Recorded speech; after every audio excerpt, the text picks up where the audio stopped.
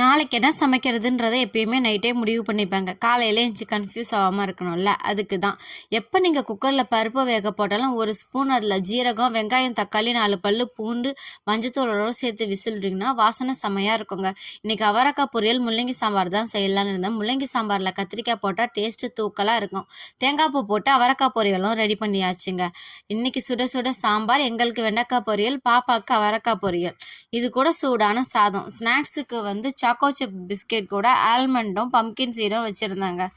அப்புறமா இது எல்லாத்தையுமே எடுத்து பாப்பாவுக்கு பேக் பண்ணியாச்சு. அவளும் ஸ்கூலுக்கு கிளம்பிட்டா. காலையில் டிஃபனுக்கு அதே சாம்பார் கூட தோசையை வச்சு கொடுத்து அனுப்பிட்டாங்க. செகண்ட் பாப்பாவும் ஸ்கூல் சேர்த்துட்டா. இன்றைக்கி தான் அவங்களுக்கு ஃபர்ஸ்ட் டே. கிளாஸ் எதுவும் இல்லை, உட்கார வச்சு கூட்டிகிட்டு வந்துடலான்னு சொல்லிட்டாங்க. போகும்போது சமத்தா தான் போனோம். அங்கே போனதுக்கப்புறம் தான் அழ ஆரம்பிச்சிட்டா. ஸ்கூல் சேர்த்ததுக்கப்புறம் தான் தெரிஞ்சது பாப்பா வளர்ந்துட்டான்னு சொல்லிட்டு. இதே மாதிரி வீடியோஸை ரெகுலராக பார்க்கணுன்னா மறக்காமல் என்னோடய சேனலை சப்ஸ்கிரைப் பண்ணிக்கோங்க.